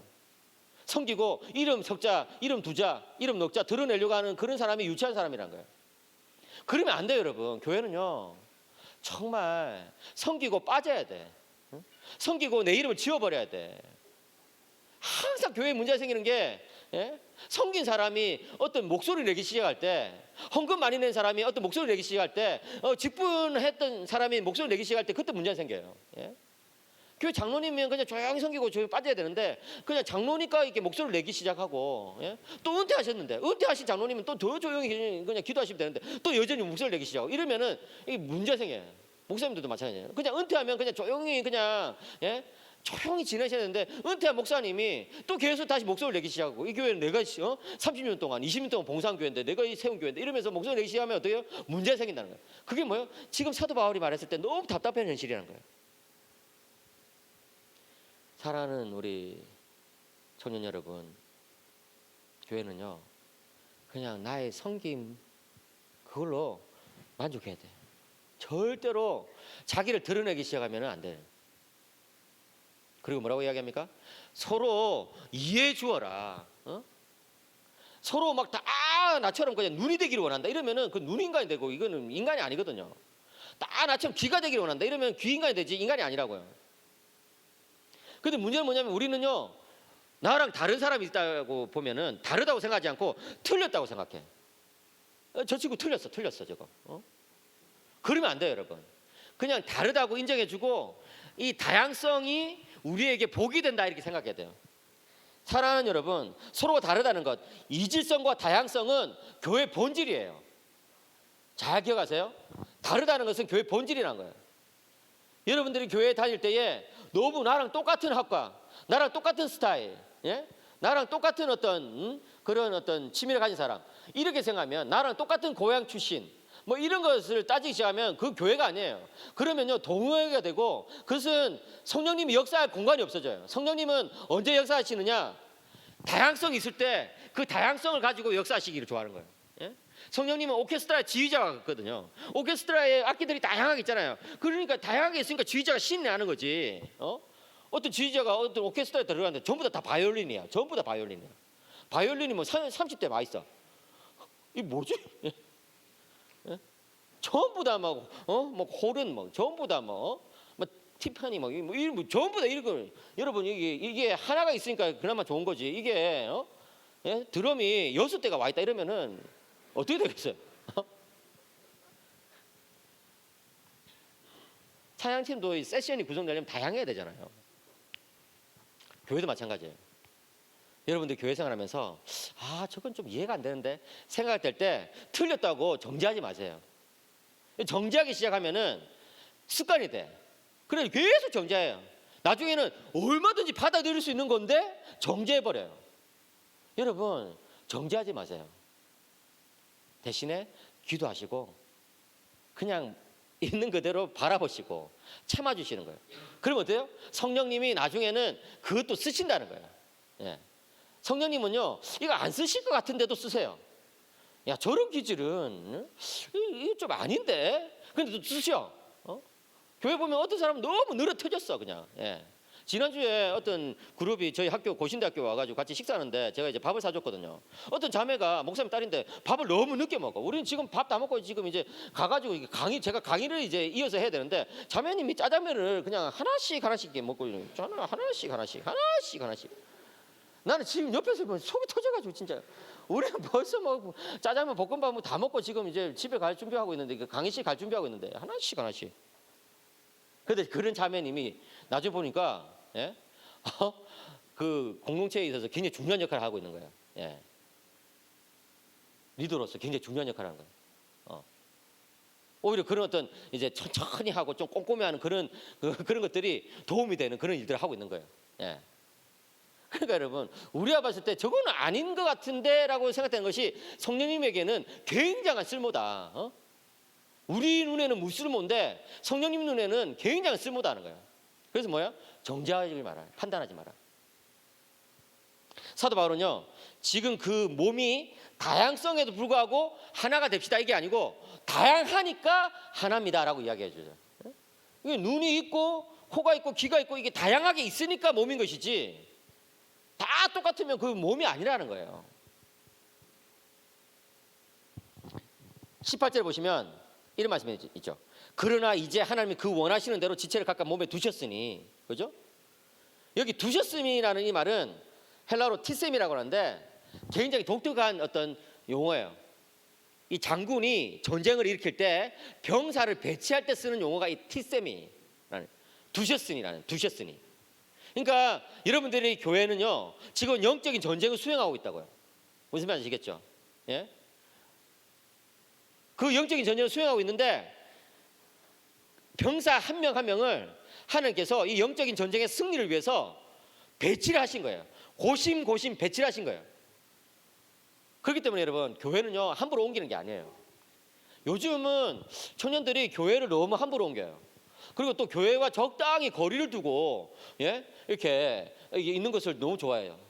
그래서 요즘은 어떤 용어가 생기냐면 플로팅 크리스천, 떠 있는 크리스천이라는 말이 유행하고 있죠.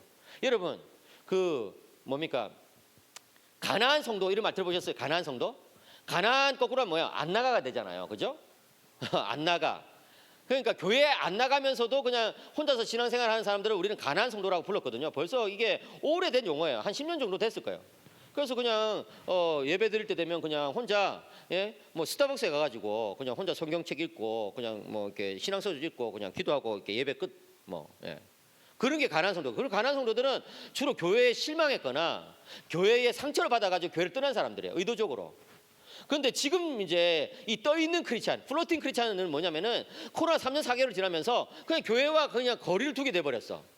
인터넷 예배 드리고 뭐 이렇게 비대면 예배 드리고 하다 보니까 그냥 교회와 거리를 두게 돼 버렸는데 이게 그냥 고착이 돼 버렸어. 그래서 그냥 계속 떠 있는 거예요. 계속 떠 있어 그냥.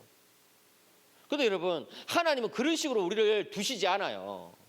여러분 전쟁을 하고 있는데 이 진이 이렇게 딱 쳐져 있는데 혼자 막 떠 있고 막 돌아다니면은 어떻게 돼요? 죽는다는 거예요. 혼자 떠 있는 크리스찬 이게 말이 됩니까? 말이 안 되는 거예요. 여러분들 가운데 내가 하우 캠프로 오긴 왔는데 나는 교회는 좀 부담돼서 이제 그냥 인터넷 예배로 계속 만족해야지 올해도 이렇게 생각하시는 분들은 지금 이 시간 생각을 바꾸시길 바래요. 예. 지금 이 시간 생각을 바꾸시길 바래요. 교회에는 떠 있는 곳이 아니라는 거예요. 하나님이 여러분들 교회에 두셨다는 거예요. 두셨다. 절대로 하나님은 그냥 우연히 보내는 게 아니에요. 너가 이 교회에 할 일이 있어. 그래서 여러분 교회는요 가자마자 봉사를 해야 돼. 가자마자 섬겨야 돼. 여러분들 가운데 그냥 뭐만 왔다 갔다 하는 분들이 있으면 이제 이번 연도부터는 어떤 봉사를 좀 시작하시면 좋겠어요. 예? 교회는요 기본적으로 봉사를 해야지 그게 교회인 것이지 봉사가 아니고 그냥 교회 생활한다 이것은 좀 이상한 거거든요. 여러분 우리 몸에 모든 것들은 다 어떤 기능이 있잖아요. 귀나 눈이나 어떤 머리털이나 모든 것이 뭐 어떤 기능이 있으니까 여기 있는 것이지 뭐 쓸모없는 그런 것들은 없거든요. 우리 몸에는. 그러니까 여러분 정말 이렇게 그리스도의 몸의 지체로서 살아가는 것은 교회 다닐 때 정말 어떤 자리를 맡아가지고 봉사를 하고 그죠? 작은 거라도 나는 교수님 나는 뭐 봉사 같은 거 저 없는데 그럼 그냥 떨어진 휴지라도 하나 주워 그냥 교회에서 떨어진 휴지를 하나 줍고 그죠? 그런 거라도 하나씩 하면서 이제 봉사의 습관을 들이는 거예요. 그게 바로 교회 생활이다. 교회 생활은 그냥 와가지고 예배 드리고 그냥 끝나면 집에 가고 이게 교회 생활 아니에요. 여러분들이 이 하우 캠프에 와서 은혜 받는 거 너무 좋은 일이에요. 그런데 제가 아까 처음에 말씀드린 것처럼 우리는 왜 여기서 은혜 받는다? 교회 가서 잘 섬기기 위해서. 예? 우리 왜 여기서 은혜 받는다? 나중에 과에서 세상 속에서 잘 섬기기 위해서 은혜 받는 거예요. 우리가 어떤 교회에 속하게 되는 것 과정은 다 다를 거예요, 그죠? 예, 다 다를 거예요. 예. 제가 예전에 어떤 이제 교회 가지고 이런 설교를 하는데 앞에 계신 어떤 이제 중년의 여성분이 계시길래 이 교회 어떻게 해서 오시겠습니까? 여쭤봤어요. 그랬더니 담임 목사님 때문에 오시게 됐다는 거예요. 그래서 담임 목사님 전도했구나 이렇게 해서 이제 생각했는데 나중에 알고 보니까 담임 목사님 사모님이시더라고. 담임 목사님 사모님 제일 앞에 앉아가지고 예배를 드리신 거예요. 참, 예. 여러분들이 속한 그 교회에 어떻게 가게 됐는지 저는 몰라요. 그리고 다 다를 거예요. 그런데 분명한 것은 하나님이 보내셨다는 거예요. 여러분들 우연히 거기에 갔다? 아니에요. 우연히 교회에 가게 되는 법은 없어. 하나님이 보내셨다. 그렇기 때문에 여러분 교회 갔으면 정말 교회 생활을 제대로 하시고 정말 이 교회를 내 교회라고 생각하시고 교회를 쉽게 옮기지 마세요. 교회는요 백화점이 아니에요. 여기 가서 좀 쇼핑 좀 하고 여기 가서 좀 구경하고 저기 가서 좀 이렇게 살피다가 아니면 또 떠나고 교회는 그런 쇼핑몰이 아니에요. 교회는 나의 몸이다. 나의 몸이다. 이제 셋째로 기억할 것은 몸인 교회는 하나라는 거예요. 그래요 여러분 복음을 믿고 성령 세례 받아가지고 교회 일원이 됐어. 그리고 교회가 다양하다는 것을 깨달았어. 이제 우리가 추구해야 될 것은 하나라는 거예요. 한 몸, 한 교회를 추구하면서 나가야 되는 거예요. 20절에 보시면 주제 구절을 했죠. 같이 읽어볼까요? 20절 시작. 이제 지체는 많으나 몸은 하나라. 예, 우리 자매님 몇 단어예요? 몇 단어? 이제 지체는 많으나 몸은 하나라. 5단어. 예, 5단어. 예, 5단어. 이제 지체는 많으나 몸은 하나라. 이제 지체는 많으나 몸은 하나라. 이제 지체는 많으나 몸은 하나라. 삼위일체의 신비가 여기 있는 거예요. 성부, 성자, 성령. 제가 어젯밤에 설명했잖아요. 성부의 그 사역들, 성자의 그 사역들, 성령의 그 사역들 굉장히 다양해. 그런데 하나예요. 왜? 우리의 구원이라는 궁극적인 하나의 목표를 향해서 쫙 모여들고 있잖아요. 교회는 정말 다양해요. 나랑 스타일이 다르고 말투가 다르고 고향이 다르고 학과가 다르고 뭐 이게 정말 다양해. 나이도 다르고 다 다양해. 그런데 하나예요. 하나. 이것이 인체의 신비죠. 이것이 우리 몸의 기적이 되는 이유예요. 그런데 왜 여러분 우리가 이렇게 한 몸이라는 것을 언제 깨닫게 되느냐? 사도 바울은요 굉장히 기가 막힌 말씀하고 있어요. 26절에 이런 말씀이 나와요. 우리가 읽진 않았지만 26절 만일 한 지체가 고통을 받으면 모든 지체가 함께 고통을 받고 한 지체가 영광을 얻으면 모든 지체가 함께 즐거워하느니라. 그러면서 하나가 되느니라 하는 거예요. 여러분들도 그거 느끼지 않으셨어요? 언제 우리 교회가 내 교회다 이렇게 느끼셨어요? 내가 정말 힘들었을 때 우리 조장이 와가지고 나를 위로해 줬을 때 이럴 때 이 교회가 내 교회다 이런 생각 들지 않았습니까? 내가 정말 가정에 어떤 문제가 있어가지고 정말 힘들었는데 목사님이 와가셔가지고 막 위로해 주시고 이럴 때 이 교회가 내 교회다 이런 생각 들지 않았어요? 그렇잖아요. 여러분 교회는요 연약한 지체를 돕고 섬기고 그렇게 할 때 하나가 경험되는 거예요. 제가 지난주에 포항에 있었거든요. 포항에 어떤 교회가 있는데 그 교회의 어떤 형제가 작년 연말에 보이스 피싱을 당해가지고 1억 2천만 원을 날렸다는 거예요. 와, 굉장히 똑똑한 형제였고 서울의 명문대학 나와가지고 굉장히 이제 포항에서 어떤 IT 쪽에서 일을 하면서 이렇게 연봉도 세고 막 이렇게 했는데 자기가 막 모아놓은 그 돈을 날려버렸어. 어떻게 날렸냐 했더니 이 전화를 한번 딱 받기 시작하면 정신이 없대 그냥 막. 뭐 회의에서 무슨 고객님의 이름으로 카드가 만들어져 가지고 이렇게 이 돈이 뭐 이렇게 불법적으로 뭐 사용되고 뭐 이렇게 하고 있는데 빨리 이 다른 카드를 개설해야 되기 때문에 빨리 이제 고객님의 이 정보를 저희에게 알려주셔야 된다. 뭐 이래가지고 그다음에 통장을 이게 알려드릴 테니까 이 통장으로 빨리 이게 돈을 옮겨놓지 않으면 그 카드 불법적으로 만든 그 카드가 이 돈을 다 써버릴 거다. 뭐 이런 식으로 막 이상하게 막 하니까 이게 이제 이 형제가 그냥 공부만 한 거예요.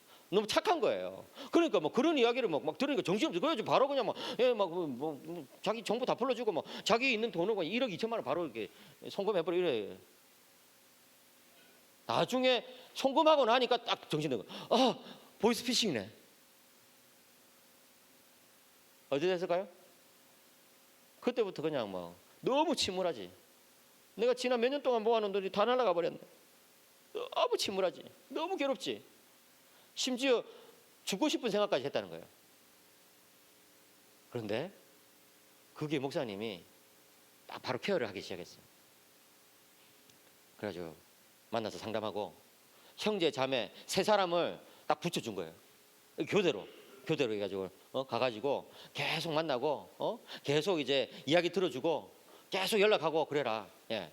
그렇게 연락하다가 이제 카톡 확인하고 이러면 그냥 형제들이 그냥 집에 찾아가 버려. 콩콩콩 문제 들어가지고 야 죽었니 살았니? 예. 그리고 이제 카톡도 확인 안 하고 침울해 있는 그 형제를 끄집어내 가지고 밥 먹이고. 그리고 그 교회에서 80명밖에 안 되는 이 청년들의 공동체로 이루어져 있는 그 교회에서 헌금을 한 거예요. 그 형제를 위해서. 근데 헌금이 1,000만 원이 나왔어. 그래가지고 바로 구제헌금으로 그 형제에 준 거예요. 물론 1억 2천에 비하면 작은 돈일 수 있지만 그 형제는 어쨌든 그 구제헌금을 받고 큰 위로를 얻게 됐고 지금도 어쨌든 신앙생활 잘하고 있다는 거예요. 가끔씩 그때 생각나면 괴롭긴 하지만 지금 몇 달이 지난 지금도 어쨌든 잘 지내고 있다는 거예요. 그러면서 이 공동체가 무엇을 경험했을까요? 우리는 하나구나. 여기 나오는 것처럼 한 지체가 고통을 받으면 모든 지체가 함께 고통을 받고, 여러분 모든 지체가 함께 고통을 받는다는 것은요 이게 그냥 나도 마음이 아파 기도해 줄게 이 정도가 아니에요. 헌금을 하고 밥을 사주고 시간을 내고 상담을 하고 이게 함께 고통을 받는 거예요. 고통을 함께 받는다는 것은 그냥 어떤 마인드 게임이 아니라고. 찾아가는 거예요. 만나는 거예요. 자기 돈을 쓰는 거예요. 그게 되면 어떻게 돼요? 한 지체가 영광을 얻게 돼요. 그러면 어떻게 돼요? 모든 지체가 함께 즐거워하게 되죠. 사랑하는 우리 형제자매 여러분, 이것이 바로 교회의 영광이에요. 하나님 바로 그 일을 위해서 우리에게 교회를 허락하신 거라고요. 오늘날 교회가 왜 영광이 없어요? 오늘날 교회가 왜 이렇게 비실비실거려요? 세상으로부터 개독교라고 그렇게 욕을 들어요? 함께 고통을 받지 않기 때문에 그런 거예요. 기도해 줄게, 물론 좋은 일이죠. 그렇지만 내 시간을 쓰지 않는다는 거예요. 기도해 줄게, 물론 좋은 일이죠. 그렇지만 가서 만나주지 않는다는 거예요. 밥을 사주지 않는다는 거예요. 돈을 쓰지 않는다는 거예요. 그러면요 여러분, 그거는 함께 고통받는 게 아니에요. 여러분 이번 1년 동안 여러분들이 정말 교회의 지체라고 한다면, 그리스도의 몸이라고 한다면은 함께 고통받는 이 일에 동참하시기를 축복합니다. 그러면요 어떻게 돼요? 함께 영광을 받고 함께 즐거움을 누릴 수 있게 돼요. 예수님이 이 땅에 오시면서 이 땅에 오셔가지고 하신 일이 뭐예요? 고통받는 자들과 함께 지내는 일이에요. 그렇게 하시면서 예수님은 즐거움을 느끼는 거예요. 여러분 한번 상상해 보세요. 하루의 사역을 끝내고 많은 병자들을 고치고 많은 가난한 사람들의 이야기를 들어주고 많은 죄인들과 함께 지내면서 그들의 편이 되어주신 그 예수님께서 이제 숙소로 돌아와가지고 제자들과 함께 오늘 하루의 사역을 나눌 때 그 기쁨을 한번 상상해 보시라고요. 오늘도 우리는 많은 사람들을 살려내었다. 왜 제자들이 그런 교회를 세웠을까요? 예수님을 보았기 때문이에요. 여러분들이 예수님을 본다면, 정말 여러분들이 정말 예수님을 경험한다면 여러분들이 예수님처럼 살 수밖에 없는 거예요. 어떻게? 함께 고통을 받고 함께 즐거워하느니라. 여러분, 교회는 바로 그런 공동체입니다. 여러분들은 바로 구원 역사, 이 위대한 하나님의 드라마의 주인공으로 부름을 받았어요. 여러분 한 사람 한 사람이 주인공이라고요. 여러분들의 그 말 한마디가, 여러분들의 그 표정 하나가 교회를 바꿔놓아요. 여러분들의 그 행동 하나, 몸짓 하나가 교회를 바꿔놔요. 여러분 정말 이 교회에 처음 온 사람은요, 그냥 단순한 말 한마디가 굉장히 큰 힘이 돼. 저는 그 서울에 이제 교회를 처음 다니게 됐다 했잖아요. 20살 때 이제 서울로 이제 유학을 가게 되면서 교회를 처음 다니게 되겠는데, 서울 용동교회라는 교회를 이제 소개받아 가지고 다니게 이제 된 거예요. 그래 이제 그 교회를 처음 이제 가는 날이었는데, 근데 이제 그때는 뭐 스마트폰도 없고 뭐 이런 것도 없잖아요. 그래가지고 이제 대충 이제 뭐 서울의 압구정역이라고 있거든요. 압구정 아세요? 압구정? 압구정역에 이제 내리면, 예, 거기서 버스를 한번 타면 이제 영동교회 갈 수 있다, 이렇게 된 거예요. 그래서 제가 이제 그 정보만 가지고 압구정동에 이제 가가지고 압구정역에 딱 나왔죠. 압구정역에 나와서 보니까 버스 정류장이 열 몇 개가 있더라고. 이 많은 정류장 중에서 어디 무슨 버스를 38번 버스를 타야 되는데 38번이 도대체 어디서 타야 되지? 너무 헷갈리는 거예요. 그 예배 시간은 점점 다가오고 있고, 예, 11시 예배 시간은. 그 어쩔 수 없다. 돈이 별로 없지만, 가난했지만 어쨌든 택시를 타야 되겠다. 예배를 빠지면 안 되니까. 그래가지고 택시를 타가지고, 예, 영동교회 가주세요 했어요.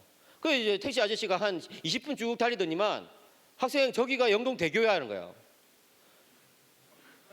예, 아저씨 영동교회 가달라고 했잖아요. 아니 학생이 저기 영동교라니까. 영동대교. 아저씨 저는 영동교회에 가달라고 했는데요. 아니 학생이 영동교회 가달라고 했잖아. 이 발음이 이게 안 맞아가지고 아저씨한테 저는 영동교회 가달라고 했는데 그 아저씨 영동교회 가달라고 영동대교로 가버린 거야. 그 다리 앞에 저를 세워놓고 그냥 가버린 거예요. 난 영동교회 가야 되는데, 영동교회. 그래가지고 이제 공중전화 박스 겨우겨우 찾아가지고 이제 전화했죠. 어떻게 가야 됩니까? 제가 영동대교 앞에 와 있는데. 그랬더니 여차저차 해가지고 이렇게 오시면 됩니다. 그래가지고 이제 돈이 없으니까 이제 버스 타고 뭐 또 갈아타고 이렇게 해가지고 이제 가는데, 예배는 다 끝나고 점심시간도 다 끝나고 교회에 그냥 사람들이 그냥 헐빈하더라고요. 제가 속으로 이제 내가 이 교회를 오나 봐라 진짜. 내가 진짜 이 교회를 다시는 오나 봐라. 근데 어떤 권사님이 저를 딱 본 거예요. 학생 오늘 처음 교회 왔죠? 예. 어떻게 하세요? 처음 보는 얼굴이네. 예. 밥 먹었어요? 아니요. 뭐 여차저차 해가지고 밥을 못 먹었어요 했더니 그 권사님이, 학생 밥 먹고 가요. 밥 지금 다 식당 정리됐는데, 아니 내가 챙겨줄 수 있으니까 밥 먹고 가요. 학생 밥 먹고 가요. 이 7글자가 제 마음에 팍 꽂히더라고요. 그리고 밥 먹고 그날은 예배 못 드리고 집에 갔는데 그 다음 주에 그 교회를 또 갔죠. 왜요? 여기에는 뭔가 사랑이 있구나. 여기에는 뭔가 어떤 정이 있구나. 그런 것을 좀 느꼈거든요. 그래요, 여러분. 우리가 교회를 바꿔가는 것은요, 어떤 뭐 거창한 구호가 아니에요. 우리 교회가 정말 그리스도의 몸이 되게 하는 것은요, 뭐 어떤 뭐 대단한 어떤 프로그램이 아니라고요. 그냥 교회 처음 나오는 사람에게 같이 밥 먹어요 하는 따뜻한 말 한마디. 교회에 왠지 좀 서먹서먹한 형제 자매들에게 오늘 저랑 같이 예배 드릴까요? 하는 그런 어떤 그 따뜻한 그런 어떤 행동 하나, 이런 것들이 우리 교회를 세워간다. 뭘로? 그리스도의 몸으로 세워간다. 사랑하는 여러분, 그리스도는 바로 그런 일을 하도록 우리를 부르셨습니다. 승천하신 그리스도께서 육체로는 우리와 함께 계시지 않지만 그의 성령을 보내셔가지고 우리와 함께 계십니다. 그리스도의 몸으로 살기를 축복합니다. 그리스도께로 오십시오. 이 시간 같이 기도하겠습니다. 이 시간 같이 기도할 때요, 주님, 그리스도의 몸된 교회로 불러주셔서 감사합니다. 정말 한 사람의 예수님처럼, 한 사람의 그리스도처럼 살게 하여 주시옵소서. 여러분, 인생은요, 어떻게 보면 길다면 길 수 있고 짧다면 짧다고 할 수 있는데, 중요한 것은 뭐냐면 의미 있게 사는 거예요. 예? 의미 있게 사는 거. 근데 그 의미를 내 안에서 찾으면 고갈돼요. 굉장히 공허해져요. 근데 그 의미를 예수님 안에서 찾기 시작하면은 갈수록 풍성해져. 저는 15살 때 중학교 2학년 때 수련회 가가지고 예수님을 만났거든요. 그런데 그때부터 지금까지 몇십 년 동안 지내오면서 한 번도 예수님 믿은 것을 후회해 본 적이 없어. 왜 그런지 아세요? 갈수록 예수님 때문에 내 삶이 더 풍성해지는 것을 느끼거든요. 갈수록 예수님 때문에 내 삶이 더 가득 차다는 것을 느끼거든요. 사랑하는 우리 청년 여러분, 여러분들도 예수님으로 풍성해지기를 축복합니다. 예수님으로 충만해지기를 축복합니다. 주님, 저를 예수님으로 채워주시옵소서. 예수님처럼 살게 하여 주시옵소서. 제가 이제 그리스도가 되겠나이다. 제가 이제 한 사람의 예수가 되겠나이다. 물론 그래요. 예수님은 예수님이고 나는 나죠. 우리는 하나님이 아니라고요. 우리는 예수님이 아니라고요. 어떤 면에서는. 그렇지만 예수님은요, 우리를 몸의 지체로 삼아주셨어요. 이제 너가 나처럼 살아야 된다. 이제 네가 나처럼 살아주면 너무나 좋겠구나. 예수님의 이 초청을 받아들이시기를 축복합니다. 이 시간에 기도하겠습니다. 예수님, 예수님, 예수님 세 번 부르고 기도하겠습니다. 예수님, 예수님, 예수님, 예수님처럼 살게 하여 주시옵소서.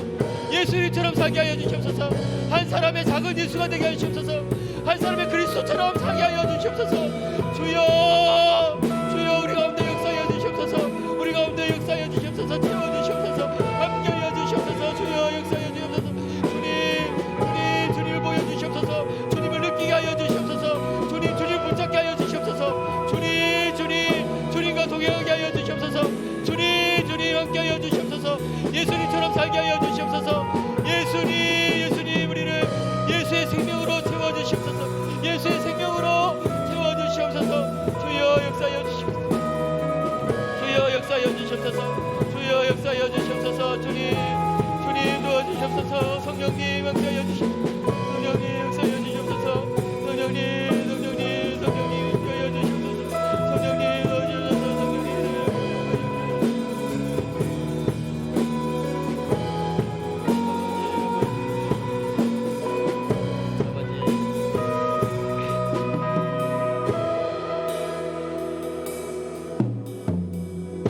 여러분, 이 시간에 한 번 더 기도할 때요, 성령님을 부르시기 바래요. 성령 세례, 예수님 믿으면 주어집니다. 믿으시 바랍니다. 이제 성령님이 우리 안에, 우리가 성령님 안에 있는 거예요. 그런데 이제 우리에게 필요한 것은 뭐예요? 우리에게 필요한 것은 성령을 마시는 거예요. 여러분, 성령을 마시는 분들이 되시길 축복합니다. 3월 1일 성령을 마시고 시작하시기를 축복합니다. 3월 2일 성령을 마시고 3월 3일, 3월 4일 이제 개강하고 성령을 마시고 시작하기를 축복합니다. 여러분들의 하루를 성령을 마시고 시작하기를 축복합니다. 성령을 마신다는 건 뭐예요? 성령을 부른다는 거예요. 성령님, 성령님, 성령님. 여러분 한번 따라해 보세요. 성령님, 성령님, 성령님. 한 번 더. 성령님, 성령님, 성령님. 한 번 더. 성령님, 성령님, 성령님. 성령님을 부르면 성령님께서 우리들 가운데 임재해 주십니다. 성령을 마시게 해 주십니다. 경험하게 해 주십니다. 여러분, 성령을 마셔야지 과거의 괴로움이 사라져요. 과거의 괴로움, 실수 어떻게 잊어요? 성령을 마시면 완전히 극복할 수 있어요. 현재의 외롭잖아요. 여러분, 너무 힘들잖아요. 내 인생이 나 혼자인 것 같잖아요. 그렇지만 성령님이 함께 하신다고요. 내가 너를 버리지 않겠다, 내가 너와 함께 하겠다 약속해 주신다고요. 성령님, 성령님, 성령님. 여러분, 성령을 마셔야 돼요. 여러분, 미래가 두렵잖아요. 불안하잖아요. 이 불안을 어떻게 이겨내요? 이 불안을 어떻게 극복하냐고요. 어떻게 평안을 찾냐고요. 성령님께서 샬롬의 영이십니다. 화평의 영이십니다. 여러분, 성령님, 성령님, 성령님 부르시기 바랍니다. 이 시간에 다 같이 한번 성령님, 성령님, 성령님 그렇게 계속해서 부르면서 기도하겠습니다. 성령님, 성령님, 성령님, 성령님, 성령님, 성령님, 성령님, 성령님, 성령님, 성령님, 성령님, 성령님, 저를 채워주시옵소서. 성령님, 성령님, 성령님, 저를 만나주시옵소서. 성령님, 성령님, 성령님, 저를 제발 좀 붙들어 주세요. 성령님, 성령님, 성령님, 저의 과거, 저의 실패, 저의 실수, 저의 죄악들, 성령님, 성령님, 성령님, 이제 다 접어두고 다 잊어버리고 새롭게 시작할 수 있도록 도와주시옵소서. 성령님, 성령님, 성령님, 외로운 저를 채워주시옵소서. 너무나 외롭습니다. 너무나 외롭습니다. 혼란된 것 같습니다. 주님, 너무나 외롭습니다. 인생은 정말 저 혼자입니까? 성령님, 성령님, 성령님, 그렇지 않다. 있다고 말씀해 주시고 함께 하여 주시옵소서. 성령님 하나가 되게 하여 주시옵소서. 성령님 역사해 주시옵소서. 성령님 불안을 이겨낼 수 있도록, 불안이 사라질 수 있도록 도와주시옵소서. 주님, 이 마음속에 이 불안감, 이 염려, 걱정, 성령님 다 사라지게 하여 주시옵소서.